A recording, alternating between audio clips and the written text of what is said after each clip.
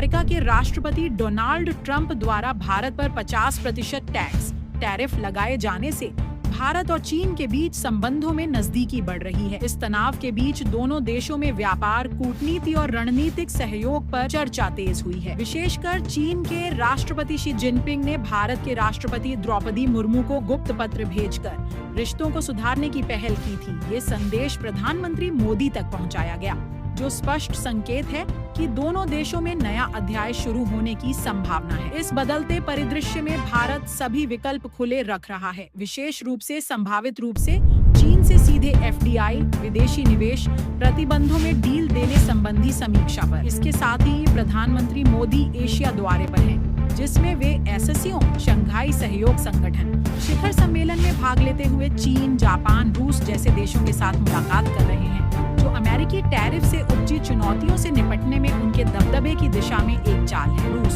जो पारंपरिक रूप से भारत चीन दोनों का साझेदार रहा है, अब इस नए समीकरण में खुद को किनारे हटता हुआ महसूस कर सकता है। अमेरिकी सलाहकार पीटर नवरो ने टिप्पणी की है कि चीन ने अक्साई चिन पर कब्जा कर लिया है, फिर भी भारत चीन के साथ बढ़ते रिश्तों की ओर जा रहा है, जिसे उन्होंने अमेरिका के हितों के खिलाफ देखा है। भारत चीन सीमा व्यापार समिति (ICBTC) धारचूला से निकलकर भारतीय विदेश मंत्रालय (MIA) को पत्र भेज चुकी है, जिसमें वो ताकलाकोट में व्यापार के लिए प्रारंभिक पास, स्टॉक मूल्यांकन, कस्बे में सब्सिडी दुकानों और गोदाम स्थापित करने का आग्रह कर रही है।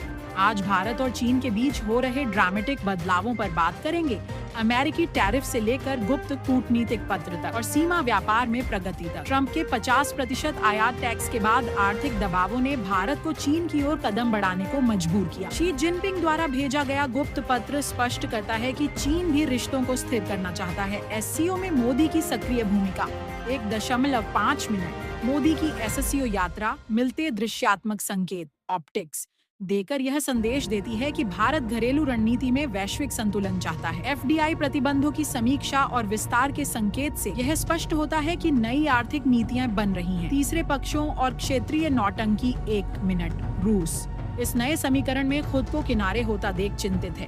अमेरिका ने इस बढ़ती निकटता पर जवाबी प्रतिक्रिया दी है। इसमें कुछ आलोचक इसे रणनीतिक गलती भी मान रहे हैं। ICBTC का ताकलाकोट में व्यापार को पुनर्जीवित करने के लिए कदम, यह बुनियादी व्यावसायिक ढांचा भविष्य में सहयोग में तेजी ला सकता है। तो टैरिफ से लेकर कूटनीतिक संबंध और सीमा व्यापार तक भारत और चीन के बीच नई समझ और सहयोग की दिशा में महत्वपूर्ण बदलाव दिख रहे हैं। अगली अपडेट तक यहीं के लिए धन्यवाद।